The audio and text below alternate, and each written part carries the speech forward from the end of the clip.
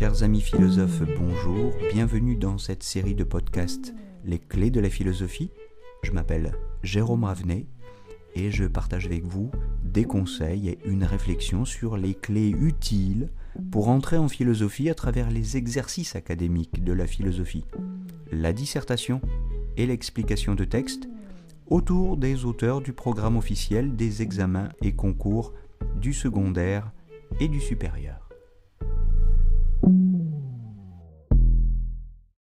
Bonjour à toutes et à tous, ce podcast s'inscrit dans la série de ceux qui sont consacrés au devoir et je reprends la définition que nous avions donnée du devoir dans la précédente capsule.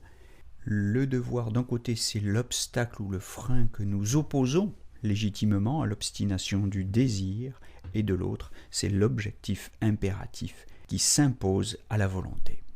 C'est le moment d'insister sur cette distinction entre le désir et la volonté. Le désir, c'est la tension, c'est l'impulsion naturelle vers un objet, susceptible de la satisfaire. Mais la volonté est une force intérieure capable de s'y opposer, et que pour cette raison, on qualifie de détermination ou de décision, par opposition justement au désir qui lui est plutôt qualifié de caprice ou de fantaisie. Donc le désir et la volonté, ce n'est pas la même chose, et nous en savons bien quelque chose. Et ce qui le prouve, c'est le fameux problème de l'acrasie. Nous sommes confrontés au problème de l'acrasie à chaque fois que nous expérimentons, que nous voulons le bien, alors que nous continuons à désirer ce que nous savons être mal. Je veux le bien, mais je fais quelque chose qui est mauvais, et je le sais. Et cependant, je ne peux pas m'en empêcher. C'est ça le problème de l'acrasie.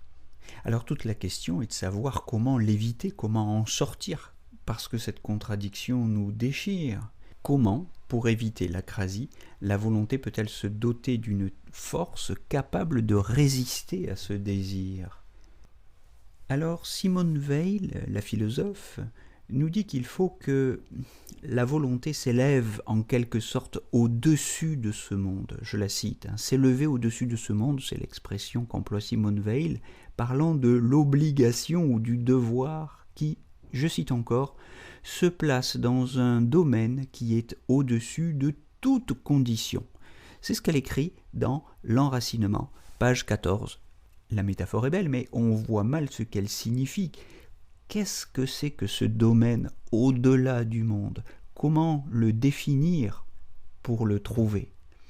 Eh bien, ce domaine au-delà du monde, c'est tout simplement l'ensemble des besoins vitaux et éternels de l'âme humaine. Elle en recense 14, elle en dresse la liste, ordre, liberté, etc. Et il y a surtout le besoin de vérité qui est, je la cite, plus sacré qu'aucun autre, écrit-elle page 49. Elle oppose ces besoins vitaux et éternels de l'âme humaine qui sont en nous, elle les oppose aux désirs, aux caprices, aux fantaisies et aux vices qui ne nourrissent pas, qui eux sont inessentiels, qui ne sont pas vitaux. Cette liste de besoins est en même temps une réponse à la question des moyens qui permettent de connaître ses devoirs, qui donne à la volonté la force de triompher des désirs. Cette réponse, c'est la connaissance des besoins de l'âme.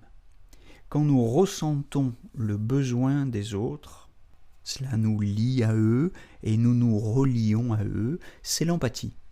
C'est le sens de l'amour, non pas du sentiment amoureux et encore moins de l'amour au sens sexuel du terme, c'est le sens de l'agapé et de la philia. C'est le sens de l'amour tel que l'ont pensé les chrétiens et les philosophes grecs. Amour, empathie, bienveillance, dans un premier temps on peut considérer que ces termes sont synonymes. Ils expriment une joie spéciale, c'est-à-dire une certaine augmentation de notre force d'exister, qui s'intensifie en se reliant aux autres pour satisfaire leurs besoins.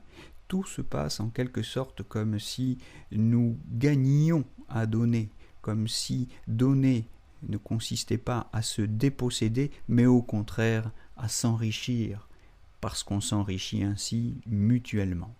Mais à condition que ce que nous donnons soit véritablement susceptible de satisfaire les besoins d'autrui. Il ne s'agit pas de donner ce que nous estimons être utile aux autres, mais il s'agit de donner ce qui leur est véritablement, objectivement utile. D'où encore une fois, et je conclus là-dessus, l'importance de cette empathie, de cette capacité à nous relier aux autres pour connaître les besoins de leur âme. Bon, voilà, j'espère que cette réflexion sur la spiritualité philosophique du devoir chez Simone Weil aura pu servir à montrer qu'une réflexion sur le devoir n'est pas nécessairement austère, mais qu'elle est susceptible, en nous aidant à grandir moralement, à nous réchauffer le cœur en même temps. Cette réflexion sur le devoir chez Simone Weil s'inscrit dans le cadre d'une réflexion plus large sur la politique et sur le rapport au droit. Simone Weil considérant que cette réflexion sur le devoir doit primer et précéder toute réflexion sur les droits.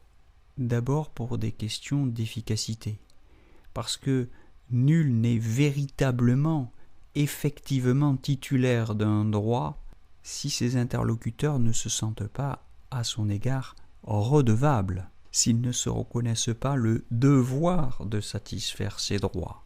Simone Weil nous alerte sur le fait que sans ces devoirs, les droits n'auraient pas de consistance effective, de réalité concrète, ils resteraient des mots vides et nous condamneraient soit à pleurer, soit à menacer d'utiliser la force pour pouvoir les faire respecter.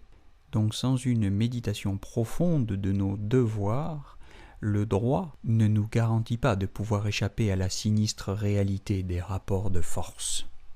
C'est par une méditation sur les devoirs, c'est-à-dire, je le redis une dernière fois, une méditation sur les besoins fondamentaux, les besoins vitaux et éternels de notre âme et de l'âme des autres, que nous pouvons espérer dépasser un jour, peut-être, ces rapports de domination et rentrer dans des rapports de contribution, de coopération, d'empathie, de solidarité.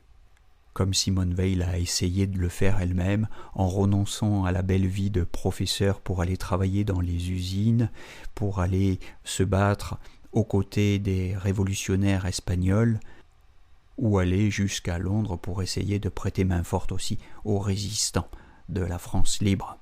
Bon, on peut considérer que cette vie de Simone Weil est un paradoxe qui illustre une nouvelle fois, mais de façon très concrète et très pratique dans son engagement moral et politique, le devoir d'aimer son prochain comme soi-même.